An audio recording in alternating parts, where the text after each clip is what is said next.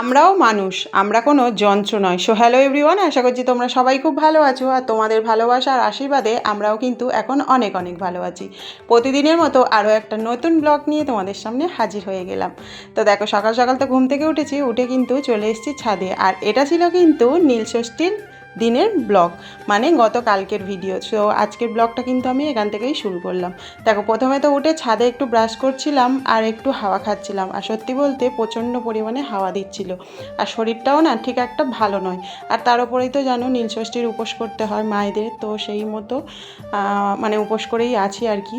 তো দেখো, তারপরে ব্রাশ টাশ করে নিয়ে চলে এসেছি দেখো রান্নাঘরে। আর রান্নাঘরে এসেই তো কাজ করতে হবে, শরীর আমাদের ভালো থাক না থাক আমাদের কিন্তু বাসি কাজকর্মও সারতে হবে, রান্নাবান্নাও করতে হবে, তার সাথে আমাদের সমস্ত কিছুই চালিয়ে যেতে হবে। তো প্রথমে দেখো গ্যাস ফ্যাসগুলো মুছে পরিষ্কার করে নিলাম, তারপরে কিন্তু চলে এসেছি দেখো বাসনগুলো মাজতে। আর ওই যে বললাম শরীরটা সেরকম একটা ভালো না, তাই না শুধু মানে জল খেতে ইচ্ছা করছে, কিন্তু জানোই তো পুজো যতক্ষণ না দিতে পারবো ততক্ষণ না জল খেতে পারবো না। আর সব থেকে বড়ো কথা কি বলো তো, আমি আবার প্রতি বছরই কিন্তু সেই সন্ধেবেলা জল দিয়ে ধূপবাতি জেলে তবেই কিন্তু খাওয়া দাওয়া করি আর কি, মানে জল খাই। কিন্তু এবছর জানি না কত দূর যেতে পারবো। সত্যি কথা বলতে আমরাও তো মানুষ না। সত্যি কথা বলতে একটা সময় অনেক উপোস করেছি, কিন্তু এখন আর থাকতে পারি না, কেন জানি না। আসলে বয়সের সাথে সাথে মানুষের সব কিছুই কিন্তু পরিবর্তন হয়ে যায়, এটাই হচ্ছে ব্যাপার। তো যাই হোক, দেখো বাসন কোসন মেজে স্নান টান করে আমি কিন্তু চলে এসেছি ঠাকুরঘরে। আজ কিন্তু আমি পুজো করিনি। শাশুড়ি মা যেহেতু নীলষষ্ঠীর পুজো, উনি যেহেতু মন্দিরে যেতে পারে না, তাই উনি কিন্তু আমার বাড়ির ভোলে বাবাকেই দেখো পুজো করেছে, আর বাকি পুজোটাও সেরে নিয়েছে। আর তারপরে দেখো আমি ঠাকুরঘর থেকে একটু নমস্কার করে এখানে দেখো সাবু ছোলা সমস্ত কিছু ভিজিয়ে দিলাম, কারণ ওই যে খেতে হবে। আর তারপরে একটু রেস্ট নিয়ে চলে এসেছি দেখো রান্নাঘরে, যেহেতু রান্নাবান্না তো করতে হবে, কারণ ছেলেটা খাবে। আর শাশুড়ি মা বললো ওনার জন্য একটু পরোটা বানিয়ে দিতে, তাই ভাবলাম বেগুন ভাজার পরোটা করি আর ছেলের জন্য একটু সিদ্ধ ভাত করে দেবো।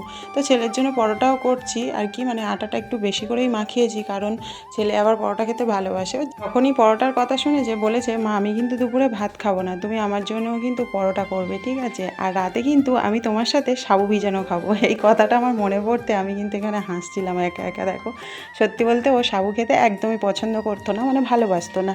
কিন্তু শিবরাত্রির দিন এবছরে আমি সাবু মাখি ওকে জোর করে খাইয়েছিলাম আর কি। ও যেহেতু শিবের মাথায় জল দিয়েছিল পরের দিনকে, তোর খেয়ে খুব ভালো লেগেছে। তাই সকালে আমার পাশে শুয়ে শুয়ে বলছে, মা তুমি যদি রাতে সাবু ভিজানো খাও, মানে ওটা কিন্তু আমিও খাবো। আমি বললাম, বা তোর তো ভালো লেগেছে? বলছে হ্যাঁ, আমার কিন্তু সাবু ভিজানোটা খুব ভালো লেগেছে, মানে মাখানোটা আর কি।